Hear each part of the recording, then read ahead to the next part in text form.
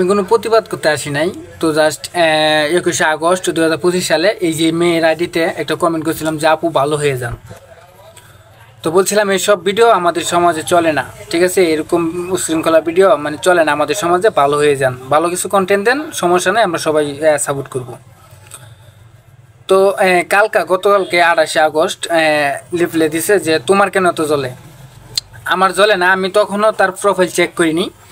তো আমি ওই ভিডিওটা দেখার পর ওই কমেন্টটা করে চলে আসছিলাম। তো 28 তারিখে যে আমার লিফলে দিছে যে তোমার কেন এত জ্বলে। তো আমি কমেন্টটা দেখি, আমি ঢুকছি ইউটিউবে, ঢোকার পরে যা ভিতরে প্রোফাইলে গেছি, যা দেখি যে মেয়েটা, প্রোফাইল দেখে বোঝাই জানা যে মানে মেয়েটা এত বাজে হবে, ঠিক আছে? ভাবছি ভালোই, পরে দেখি যে একবার বাজে, মানে প্রোফাইল দেখে বোঝাই যায় না।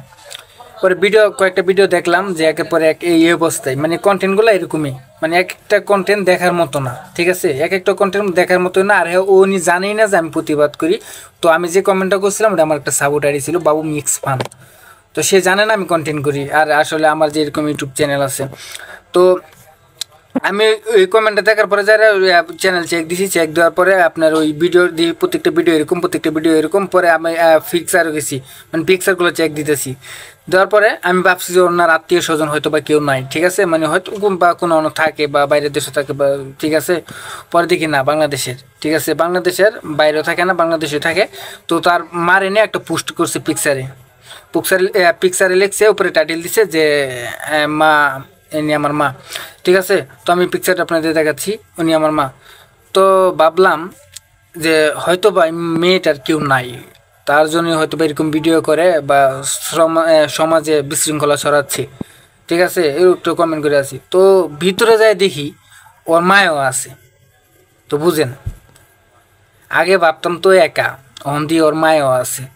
মানে মায়েরা দেয় সব কাজ করা, মা মেয়েরে দিয়ে সব কাজ করায় ব্যবসা করে খাইতেছে। তো এই সমাজ শুধু ওনাকে নিয়ে বললে হবে না। তো সরি, আমার একটা লোক আসছিল, তো তার জন্য আমি কোন জায়গায় ছিলাম মনে নাই। তো বাট ওই যে মা মেয়ে একসাথে ব্যবসা করতেছে, মানে এই সমাজটা ধ্বংস করতেছে, ঠিক আছে? তো আমি ভাবছি যে আগে ওনারে বলছি যে ভালো হয়ে যান, এখন ভিতরে এসে দেখি যে সমস্যা। তো আজকে ওনার লিফলে ভিডিওটা বানাইলাম, মানে ওই কমেন্টটা দেখে আমার আগে ছিলাম চুপ ছিলাম, এখন কমেন্টটা দেখে আর চুপ থাকতে পারলাম না। তো আপনারা বলেন, এসব কন্টেন্ট যদি আমাদের সমাজে রাখে, তাহলে কি আমাদের সমাজ কি ঠিকঠাক থাকবে? আপনারাই বলেন। কেউ কিছু কথা বলে না এসব নিয়ে। এরা যখন আমরা কথা বলতে যাই তখন আমাদের প্রতিবাদ, মানে উল্টা প্রতিবাদ, ঠিক আছে? তো তার জন্যই বলতেছি আপনারা প্রতিবাদ করবেন। এসব কন্টেন্ট আমাদের বাংলাদেশে বলতে চলবে না, ঠিক আছে? আমরা ভালো কন্টেন্ট চাই, ঠিক আছে? এদেরকে প্রতিবাদও করা যাবে না, প্রতিবাদ করলেও আপনাকে নিয়ে কথা বলবে, ঠিক আছে? তুমি কন্টেন্ট বানাও, আমি কন্টেন্ট বানাই, তুমি ভালো কন্টেন্ট বানানো কী আমি তোমার প্রতিবাদ করব, ঠিক আছে? তো আপনারা সবাই প্রতিবাদ করবেন, ঠিক আছে? প্রতিবাদ করতে ভুলবেন না। তার আইডিটা আমার এখানে দেওয়া আছে, আপনারা সবাই ঢুকবেন, ঢুকে এসে সবাই প্রতিবাদ করবেন। এসব ভিডিও চলবে না, এক কথাই, ঠিক আছে? এসব ভিডিও চলবে না। ভালো ভিডিও দাও, আমরা দেখবো, তা না হলে দেখবো না। আর কি বলবো, মা মেয়ে তো এক গাড়ির মাঝি, ঠিক আছে?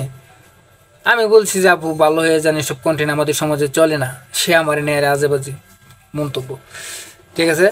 এইটাই মানে বিষয়টা আপনাদের মাঝে শেয়ার করলাম। তো ওনারা নিয়ে ভিডিওতে আসার কোনো ইচ্ছা ছিল না, জাস্ট এগুলাই, কি বলবো, এগুলাই বললো বিনোদন, এগুলাই কন্টেন্ট, এগুলাই বিনোদন, এগুলাই মানুষে দেখে, ঠিক আছে?